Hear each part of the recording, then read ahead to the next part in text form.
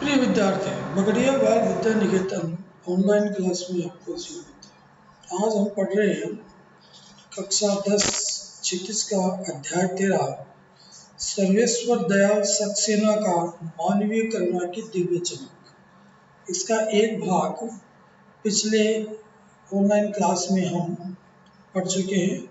आज हम इसका दूसरा जो भाग है वो पढ़ेंगे, लेकिन इससे पूर्व मैं आपको थोड़ा सा बता देता हूँ इस अध्याय में क्या है। सर्वेश्वर दयाल सक्सेना द्वारा लिखा गया यह संस्मरण स्मृतियों पर आधारित है। स्मृतियों की विश्वसनीयता उसे महत्वपूर्ण बनाती है। फादर बुल्के के बारे में ये सक्सेना जी का एक संस्मरण है, जो संस्मरण की सभी कसौटियों पर खरा उतरता है।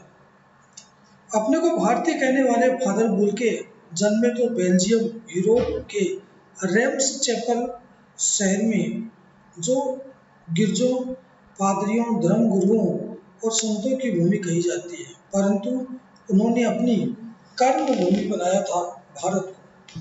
फादर बुल्के एक सन्यासी थे, परंतु पारंपरिक अर्थों में नहीं। सर्वेश्वर का फादर बुल्के से अंतरंग संबंध था, जिसकी झलक हमें इस संस्मरण में मिलती है। लेखक का मानना है कि जब तक राम कथा है, इस विदेशी साधु को याद किया जाएगा तथा उन्हें हिंदी भाषा और बोलियों के अगाध प्रेम का उदाहरण माना जाएगा। हमने पिछली ऑनलाइन क्लास में पढ़ा था कि फादर की मृत्यु उनके पीठ में एक लंबा फोड़ा होने से हुई थी, और लेखक ने यह बताया था कि वो एक उम्र दराज व्यक्ति थे। लंबी उम्र के आखिरी पड़ाव में उन्होंने बहुत कुछ किया। उनका गोरा रंग, सफ़ेद चाही मारती उनकी दाढ़ी, नीली आंखें हमेशा गले लगाने को आतुर थे।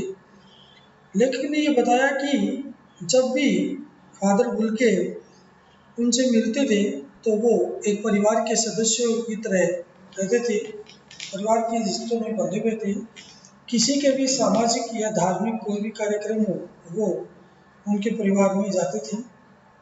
लेखक ने बताया कि जब उनके घर में पुत्र रत्न की प्राप्ति हुई, तब उनको पहला अन्न का दाना भी उन्होंने ही डाला था।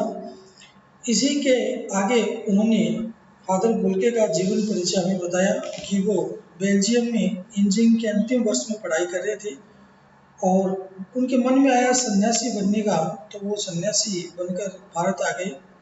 जबकि उनके घर में 2 भाई, 1 भाई, माँ और पिता सभी उनके साथ थे। इसके आगे आज हम पढ़ेंगे। जब उनको उनसे बात हुई तब उन्होंने क्या कहा, ये देखिए। आपको अपने देश की याद आती है?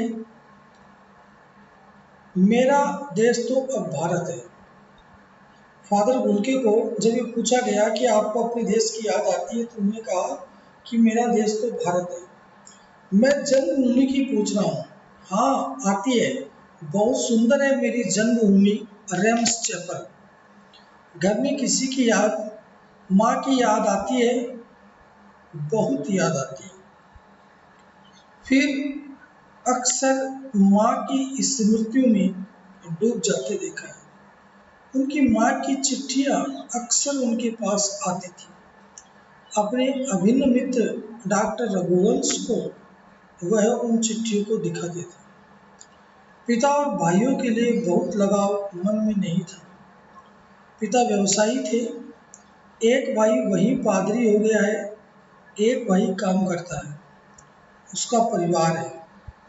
बहन सख्त और जिद्दी थी, बहुत देर से उसने शादी की।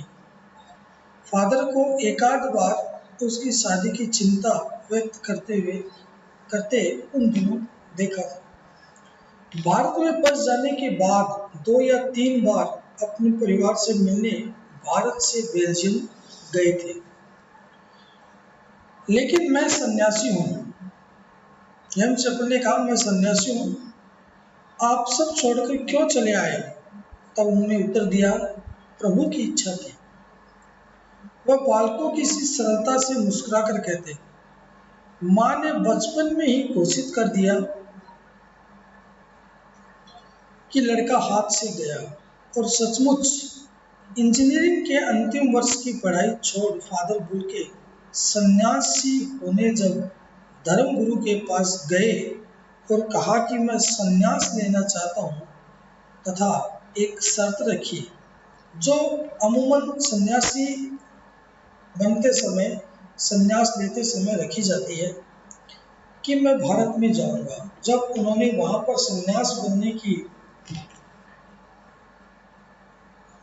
बात चलाई अपने गुरु से, तो गुरु ने कहा कि तुम्हारी कोई एक अंतिम इच्छा या शर्त है, वो बताओ। तो उन्होंने कहा कि मैं सन्यासी बनते ही भारत जाऊंगा। भारत में जाने की बात क्यों उठी नहीं जानता, बस मन में यही था। उनकी शर्त मान ली गई और वह भारत आ गए।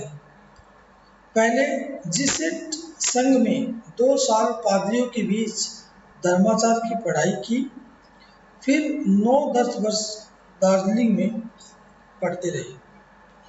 इसके आगे का जो भाग है वो हम अगली ऑनलाइन क्लास में पढ़ेंगे। तब तक के लिए धन्यवाद।